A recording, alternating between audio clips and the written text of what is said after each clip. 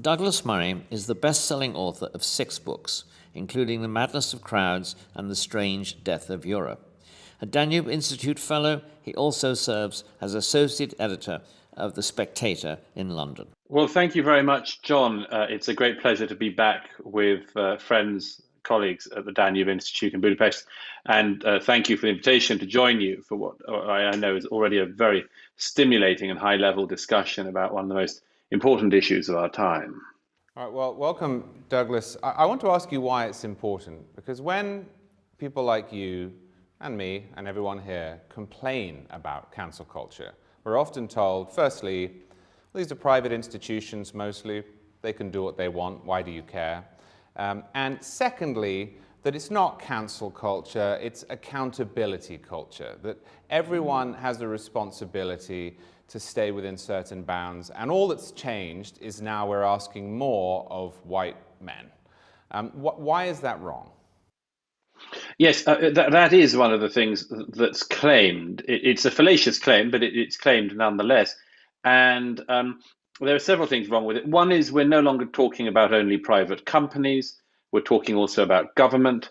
We're talking about the ability, what's more, of private companies that have a quasi-governmental monopoly to decide what you and I and everyone else on the planet can hear. Private enterprises, for instance, the obvious example is Twitter. If Twitter can decide that the then president of the United States is not allowed to speak on their platform, then that's effectively a quasi-governmental decision. I mean, it's a decision that decides who in an American democracy is allowed to speak directly to the people and who is not. Take another obvious example, rather close to home for those of us who are authors. When Amazon decides that when it spends years getting an almost complete monopoly on a market like the books market, wipes out almost all of your local booksellers. Every independent bookseller is trounced by them. And then at the moment of almost complete domination, starts to decide what books you and I and everyone else can read. That isn't just a private enterprise. That is an almost completely monopolistic enterprise with almost complete dominance of the market, deciding what books are and are not able to be read. So first of all, I say there's a big crossover between what we call these sort of private and effectively governmental censorship. Another point to make is that it would be fine if the line that you just laid out was honest when it's claimed, and it clearly isn't, because what we have are not actually people being held to account for statements they've made or arguments they've consistently made, but, for instance, darting in to take a sentence from somewhere, claim that it is totally representative of a person's views or indeed their entire life, and then run with the most malevolent and malicious interpretation that only a hostile actor would use of that particular sentence. There are many cases now of this, but there's one other additional thing I should say about that, which is that one element of that critique you just laid out is true, and that this is a problem I have myself with the term cancel culture. Some people are allegedly cancelled, and some seem to rather like claiming they've been cancelled. They sort of think it gives them a certain prestige or allure, you might say. Some people pretend they've sort of been cancelled, but clearly, still have outlets to write in and much more. So the very term cancel culture is a little too imprecise for my liking. I think that where it really is accurate is when it comes for somebody who afterwards literally could not find any other way to earn a living for the rest of their life. So I'm not, inevitably, because we're writers and thinkers, we focus on the cases where writers and thinkers are allegedly cancelled. Most, not all, but most writers and thinkers can find somewhere else that they can sell their wares. What worries me more is that we don't focus on the people who are not so fortunate, who don't have a support network, who have not previously been remotely known, so they don't get very many supporters, and who just afterwards are unlikely ever to find employment again, because this is the one time they've become famous, and they're famous for the most hostile and negative possible interpretation of something they once did. And afterwards, frankly, who wants the hassle of employing such a person? So that's the hardest and nastiest edge of it. And in a way, as I say, because those people don't write books and pamphleteer and much more, they tend not to get, I think, the notice that they deserve. All right, well, let me push you a little on that, because I think this question of defining what is cancel culture and what isn't cancel culture is pretty important. Now, if we take what you just said and then we do a reductio ad absurdum, we could get to, for example, a released from prison Charles Manson being unable to find work and saying, well, I've been cancelled. But of course, that's not what you mean. Andrew Cuomo, who's been accused now 8-9 times by different people of sexual assault, said the other day that the people who had accused him of sexually assaulting them were trying to cancel him. That's not cancel culture either. And I know in your work you've laid out what it is, so perhaps you could share the lines for us. Yes, well, one that I remain persistently interested in, although many people in our area do not, is the law. I find the law an awfully useful line. If somebody has gone to prison, for instance, let alone gone to prison for murder, that's a significant stain on their character. It's something which ought to count against the chap. And people do make their own conclusions. There will be, by the way, and I think there ought to always be room in society for people who do, and of course a lot of church groups do this, among others, do believe in giving people second chances and rehabilitation and much more. And there's a very important outlet in society precisely for that. But generally, the law has been seen as being an important dividing line. Here's the one of the big messes we're in at the moment.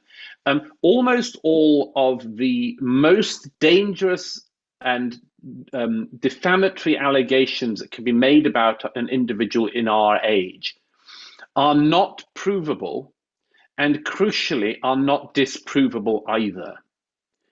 Now, this is a very, very dangerous position to be in. Let me give you the most obvious example. I think we could probably agree that, aside from, say, an accusation of paedophilia, probably the most damaging accusation you can make about somebody, certainly in the Western democracies, is that they are a racist. It's a horrible charge. There are people who are racists. It's one of the lowest and ugliest bigotries which our species is capable of, but it is a bigotry we're capable of. And so to be accused of it, for most people, is very, very damaging.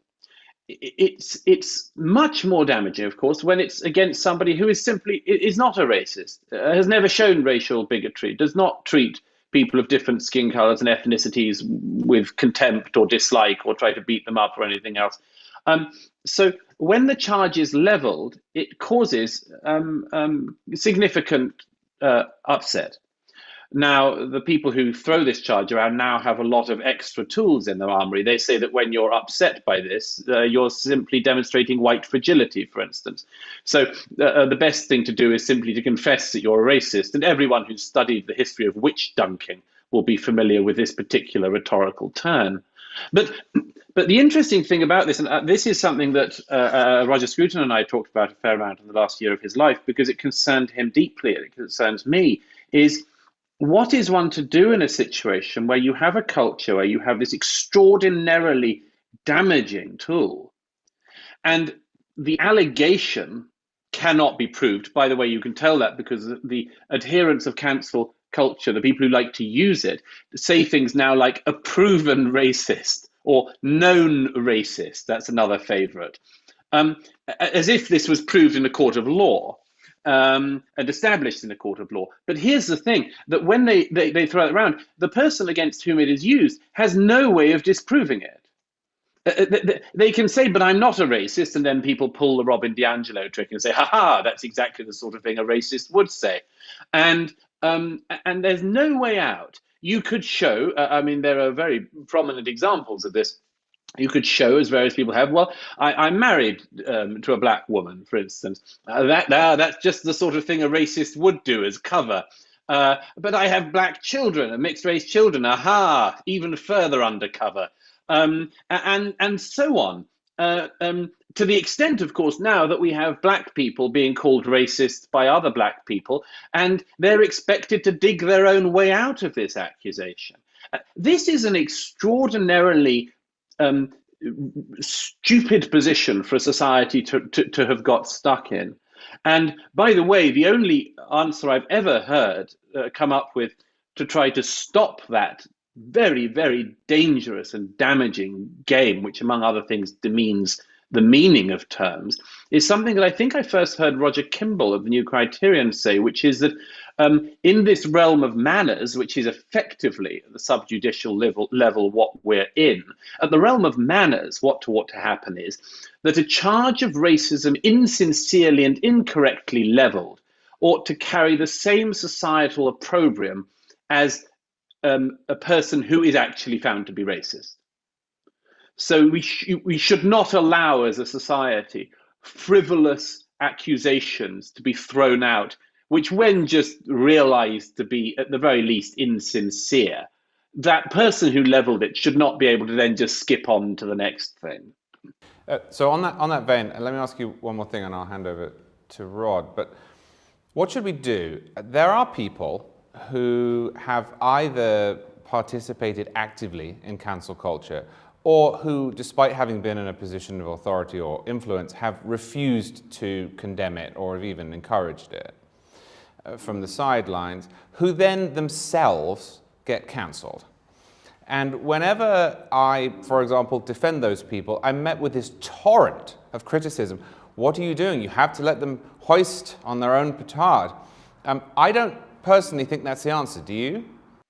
No, I mean, there is, I've suggested this quite a few times, that there is an obvious play which an equally insincere actor would do back, which is to level frivolous accusations in return. I have a very, I'll give you the example quickly, because I've used it before, but I'm very keen on it. I have a colleague who writes for The Spectator in London called Melanie McDonough, a distinguished and wonderful writer who happens to be a Catholic.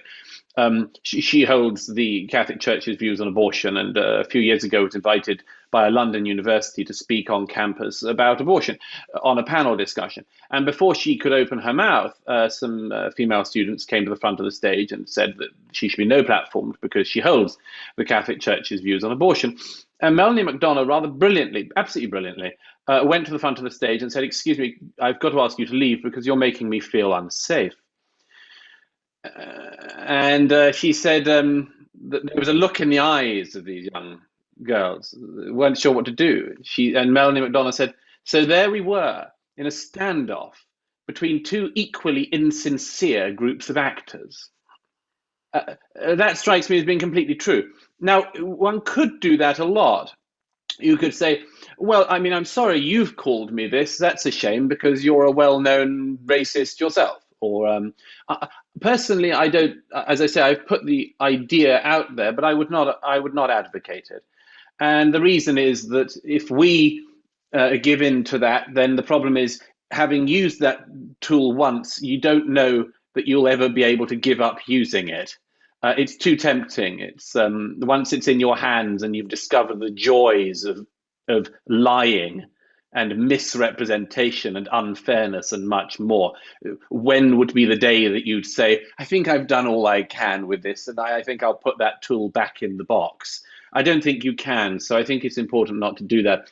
But I do think that there are very, very clear things that can be done to push back against this. And I think that's beginning. We've just had a very good example at Cambridge University in the last 48 hours. If I can just quickly take your time to lay out what happened for anyone who doesn't know. Cambridge University has the enormous misfortune of recently having received a vice chancellor who's an exceptionally undistinguished lawyer from Canada. In the whole history of Cambridge vice chancellors, he's probably the least qualified person to hold the role. But during his time so far, he's helped institute effectively a cancel culture-like system in Cambridge. And of course, as always, it's one directional. Conservatives have been hounded out, quite literally, not just hounded, but defamed, abused, and lied about from the top of the university. I'm thinking in particular of the case of Noah Carl and also Jordan Peterson, who the university invited and then disinvited and tried to humiliate on the global stage. It was a quite disgraceful episode. At the same time, the university gives birth to people like a very undistinguished alleged historian of empire at Churchill College, who uses her social media accounts to race bait against white people. The university, during this time that this particular vice chancellor has been in place, has kept trying to introduce speech codes to effectively cancel people who say things that are deemed by the new regime not to be acceptable.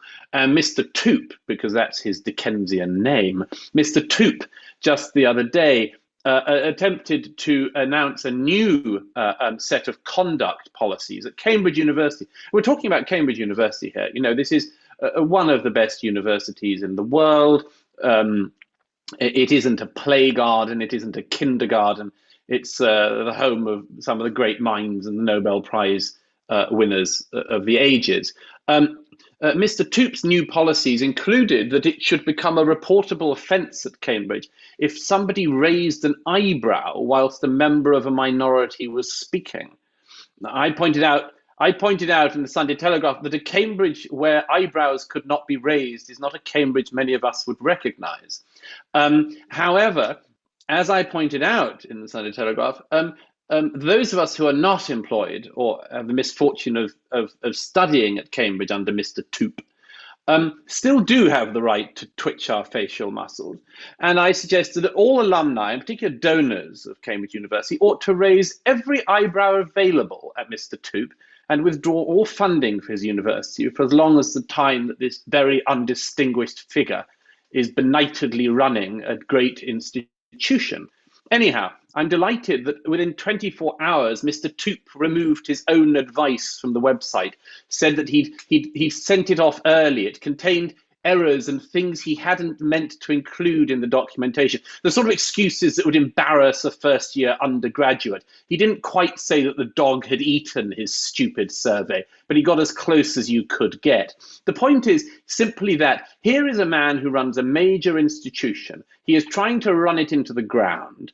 And there is finally, and there are the Free Speech Union and others in Britain have been at the forefront of leading this charge, he's finally getting some blowback on it. And he's getting blowback because he's being ridiculed, as he should be, by his phantasm-like beliefs of what actually exists in Cambridge and his completely erroneous beliefs about what a life of academic inquiry should actually entail. So I'd much rather, I give this story to say, I'd much rather see that sort of thing. Good old-fashioned ridicule, disdain, a question of competency. Exactly who are you to tell everybody in one of the world's leading universities which muscles they can twitch and when?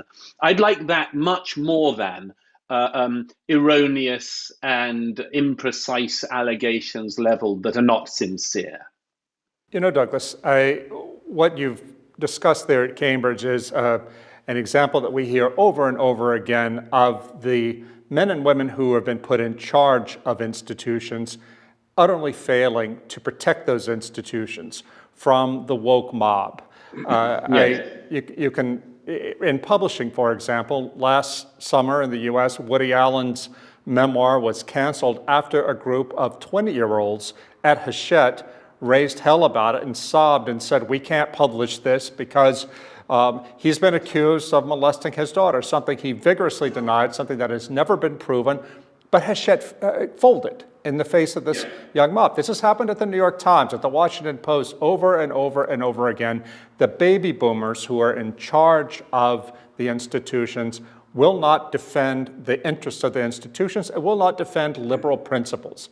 And we see this as a generational conflict. I've heard before, too, from academic friends that they feel relatively safe, conservatives, relatively safe as long as the baby boomers are in charge of the departments, but let the post-boomers come in and they're the absolute Bolsheviks.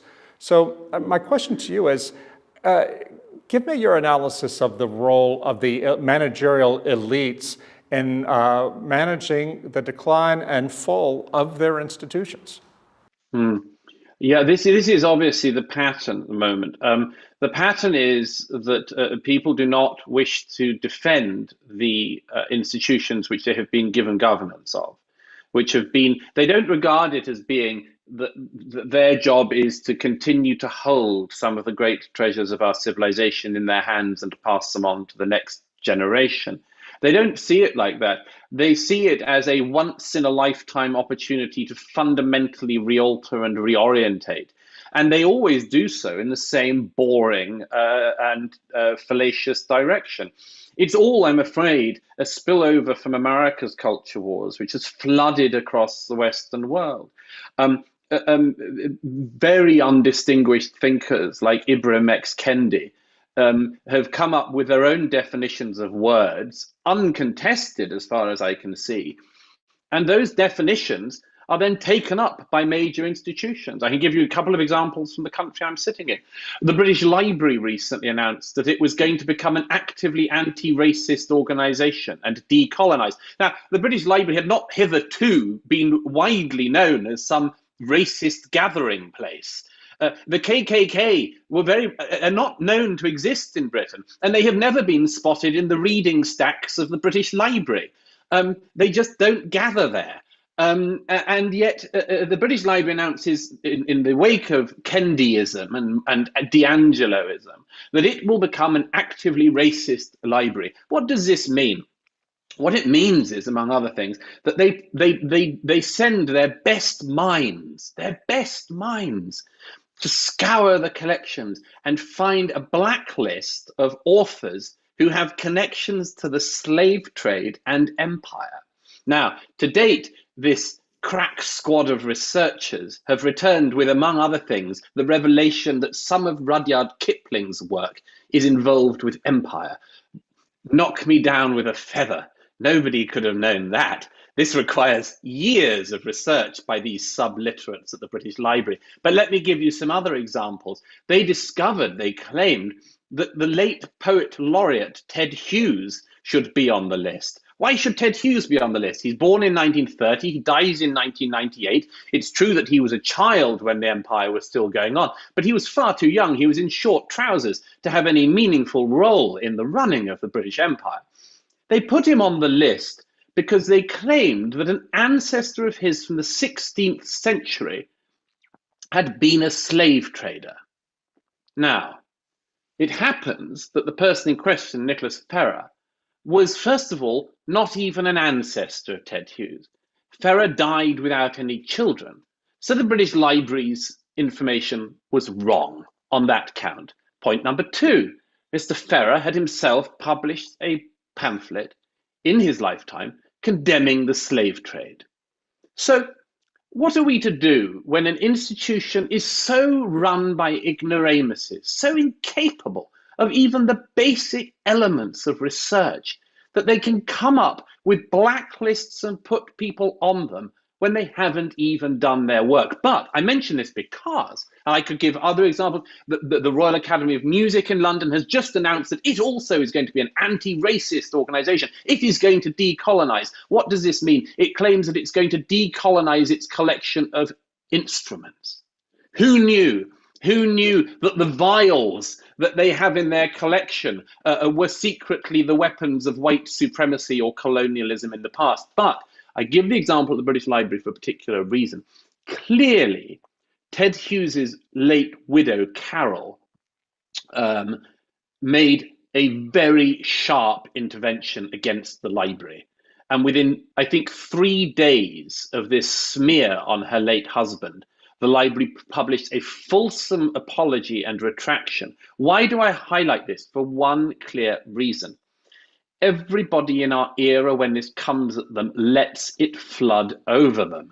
No, you come right back at them, withdraw your funding, threaten to take away manuscripts if you're the family of somebody so insulted. Do everything you can to get these people out of power, out of influence. They're a menace, they're ideological, and they have no idea what they're doing. If I could follow on that briefly, it sort of anticipated my next question. If you're a conservative, institutions matter. Institutions matter a lot.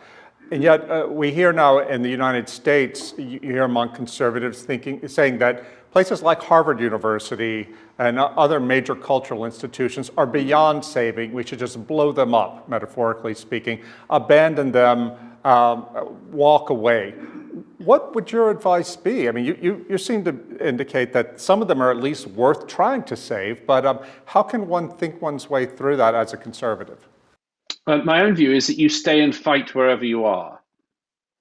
If you are in a great institution, you should, unless everything gets very, very unlivable for you, you should stay and you should argue and fight your corner. If you are outside of these institutions, you should do what people inside the institutions are not able to do in order to help them express, and this is a very left-wing term, but it's one I'm very fond of, express solidarity with them. Do everything you can to make that a practical expression. I think there is an awful lot that can be done. I think there's an awful lot that isn't done. I think in the American context, since you mentioned Harvard, and it's a particular challenge in America, obviously, because it is the case that again, the most serious institutions are the ones that are most seriously compromised at this stage, with too little pushback against them. Again, I simply think that, among other things, alumni need to organize. Donations need to be withheld, and another option, of course, is to recognize the fundamental insincerity of a lot of the actions of these institutions. Yale ought to change its name and everything about itself if it's serious about the decolonizing and deslaving, or whatever it is, of Yale University. Go all the way. Go all the way. If you want to destroy academic integrity and much more, change the name of your institution, drop all of the names that you've got, and if you're that serious, why not go the full hog? If you think that you've benefited from slavery, pull down all the damn buildings, make the whole place rubble, follow through your own claims. But of course they don't. This is wild and grotesque play acting by most of these people. So, Douglas, what do you think about the cancel culture on Napoleon? You have maybe an objective point of view as a British, but you know that was this year the bicentenary of the Napoleon death. And in France, Emmanuel Macron, the French president, didn't want at first, celebrate and commemorate Napoleon, with a lot of accusations from the left about racism and slavery with Napoleon. What's your point of view about that? That's such a wonderfully divisive question. I know. Many years ago, I was doing a project with some former NATO chiefs, one of whom was very distinguished, a former chief of defense staff in France. And I remember one day over lunch him saying to me and my British counterpart, he's saying, is it true that they teach in British schools that Napoleon was a tyrant like Stalin? And we said, well, yeah, he definitely doesn't get a good rap. However, I think I placated him by telling him that British school children really aren't taught anything about history, so he didn't need to worry. But no, there is obviously an ongoing dispute, as you well know, about the position of Napoleon in European history. My own view, by the way, is that what one should be encouraging in this regard is certainly at times is no comment. Now, I mean, for instance, from the British point of view, we do not regard Napoleon. One can regard him as being an extraordinary military leader, an extraordinary political leader, an extraordinary man. There's no doubt about that, but not as a hero. However, only a few miles away across the Channel, there is a different view of him. It should be perfectly possible to accept that and to tolerate that. And when I visited the tomb of Napoleon in Paris, I'm moved and struck by the extraordinary reverence that he still sustains, and I understand it. Just as there are figures in British history who, elsewhere may not be looked on with love, but who we revere. And I say that because in some ways it points to an important point, which is that what is happening at the moment is the consequence of a certain interpretation of American history washing across the whole civilized world and being expected to be applied everywhere. And what it leaves you with is this world in which a few civil rights activists are the only permissible figures to revere. And otherwise, everyone from the past is just a completely reprehensible figure.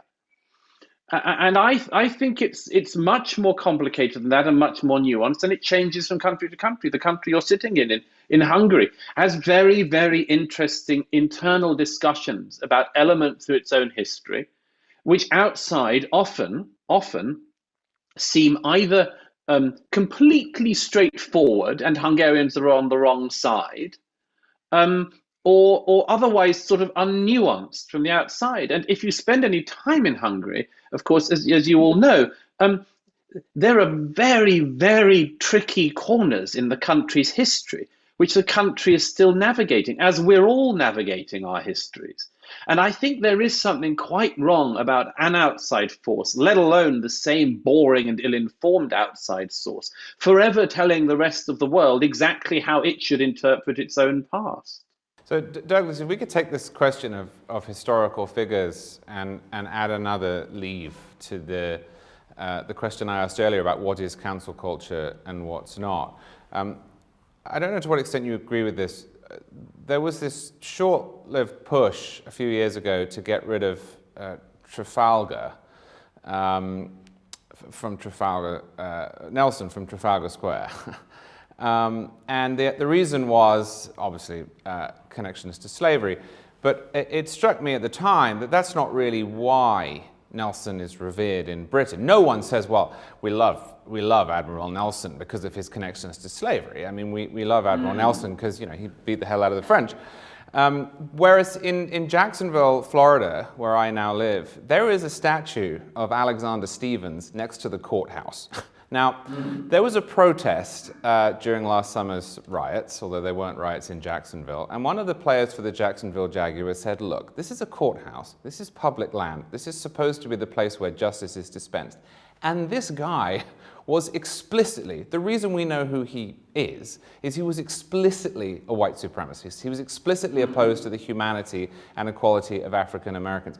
Do you see those two things as being different? Because there is at the moment a real move to take down statues, and some of them are tangential. The poet laureate you mentioned, he wasn't involved in slavery himself, he didn't write anything racist. But some of them are actually there because they were committed to a certain set of principles. Well, you know much better than me about this, Charles, but I think that the particular complexity in the United States is effectively state rights versus national rights. I think I'm right. In a way, this is the problem, because I would answer in a national context that it is for a country to decide what of its own past it ought to revere and what not. And obviously people on the international stage can say, we think that it is wildly wrong for you to put up that statue. For instance, in Dublin, there is a statue to a Nazi. It gets very little attention, but it's the only statue to a Nazi in the West that I know of. I'm thinking of Sean Russell. He died on a German U-boat. He was the leader of the IRA. And Sean Russell's statue stands in a park in Dublin, and nobody from outside seems to take much interest in it.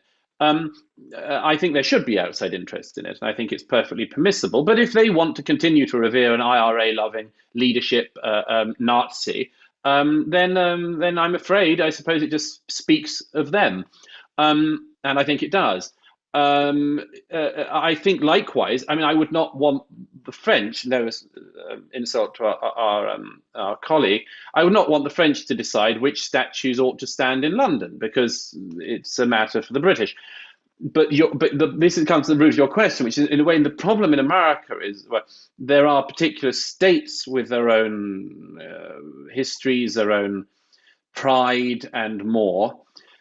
And there is obviously in America a problem that there are very, very deep differences of opinion across the whole of the Republic, and that this is This is an ongoing tension. I would in this situation think that it should be a matter for the locals to decide to remove a statue. And by the way, I mean, there's no reason why, I should stress, why, apart from artistic merit, there's no reason why a statue once up in the public space has to remain forever if the whole view of history changed, for instance, or the whole interpretation of that person changed. I think you should remove such things with enormous care, because your own age might be the one that's got it slightly wrong. I think, by the way, the Cecil Rhodes scandal in Oxford is a pretty good example of that. Caution is best. But I think it is for people who live in the area to decide. And I think there is a tension, if not something quite wrong, about people from another side of a continent deciding for you what you should revere.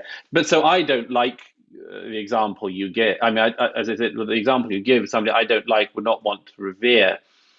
But I think one has to be very careful telling people not to do so. I mean, after all, and it's a point I've made, it's a somewhat controversial point, but if we're going to go for slave owners, there is a founder of a very major world religion who was a slave owner.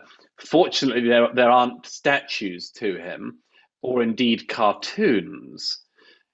But it is one of the examples I sometimes give to remind people that you don't want to run this juggernaut all the way. You know, Douglas, you mentioned Amazon earlier deciding that it won't sell certain books, and in effect making the decision for all of us because of Amazon's immense market share. You know, as you're a writer, I'm a writer, we understand that Amazon, at least in the US, has such immense market share that if it uses its liberty to decide that it simply doesn't want to sell this kind of book, then those books won't be published, because no publisher can afford to come out with a book that will not be sold by Amazon.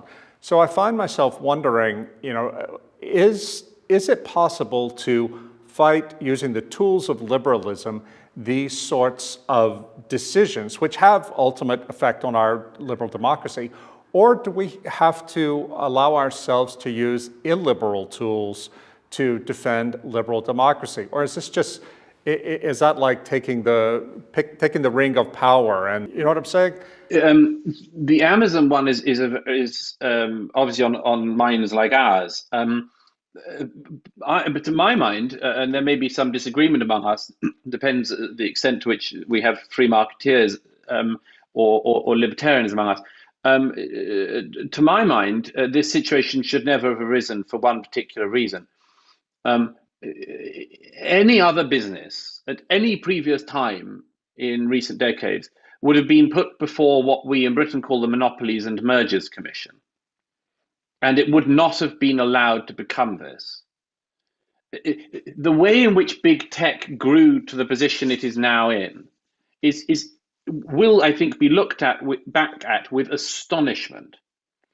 In the 1980s in the UK, if you had one major high street firm that dealt in a particular range of goods and you sought to buy up another, you would be hauled before a parliamentary committee and questioned on every detail of it. The point being that there was a very sensible attempt to ensure that whilst the market was free, it was not able to be completely dominated by, for instance, a single player.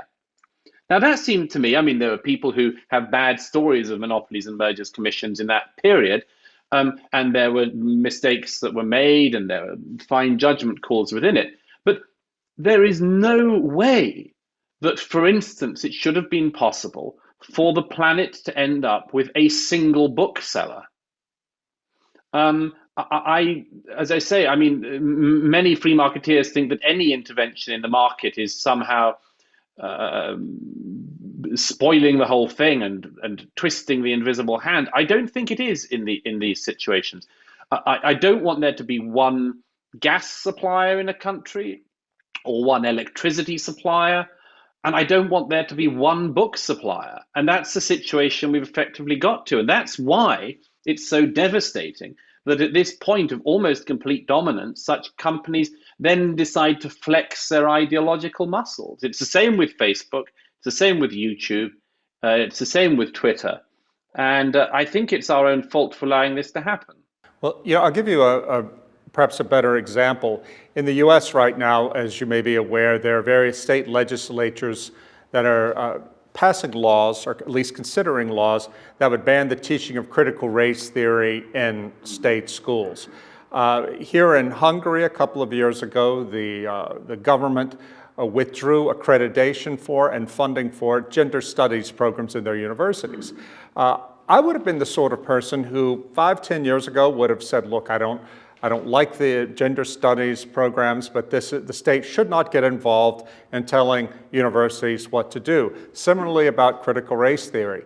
But now, having seen how devastating critical race theory and gender ideology has been to my own country, I think absolutely there's a role for legislatures to step in to defend the society itself and to defend freedom of expression from these ideologies that, if they're allowed to run rampant, they will silence everybody else. What do you think? Yes, I don't have any problem with this. I mean, universities, unless they are private, are subsidized by the taxpayer, and therefore the government has a right in any country to have some say, at least, in what is and is not regarded as being a discipline. If people wanted to pursue a DPhil in homeopathy, I would say they could do so at their own expense, but they're not getting a penny of my taxpayer pounds. Likewise, if somebody wants to study one of these so-called social sciences that are neither social nor sciences, they should, I think, not be supplemented by the taxpayer in many of these cases. And there are quite a lot of reasons for that. One is that they're not studies. They're not disciplines. They are at best voodoo. And I don't see any reason why the taxpayer should subsidize voodoo studies. And at their worst, they are actually simply highly politicized missiles aimed at the society which nurtures them. I see no reason why the taxpayer should subsidize these things.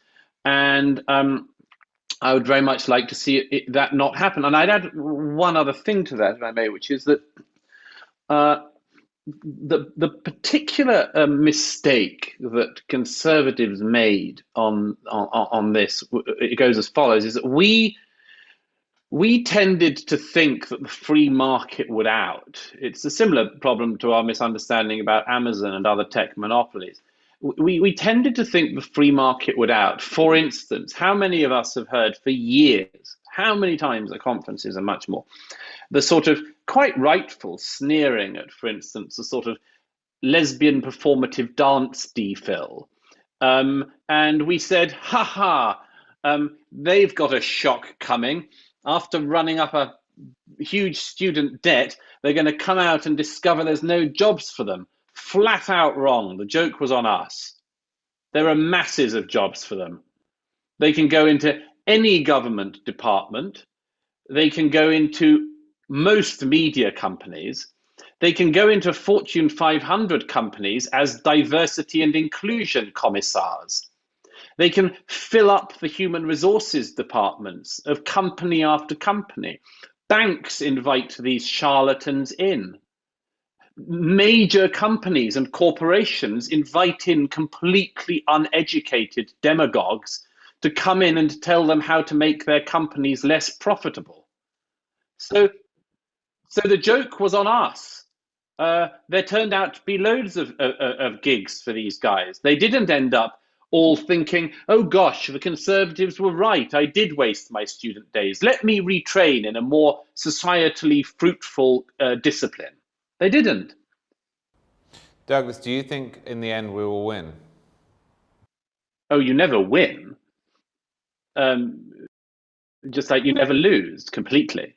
I think there's ways to win more. And what it requires is a bit more backbone from a few more people. They're surprising people that show up to have backbone. I just gave the example of Carol Hughes, the widow of Ted Hughes. It's strange that one relies on a poet's widow to show some backbone, but there we are. Good. People with principles crop up in extraordinarily surprising places.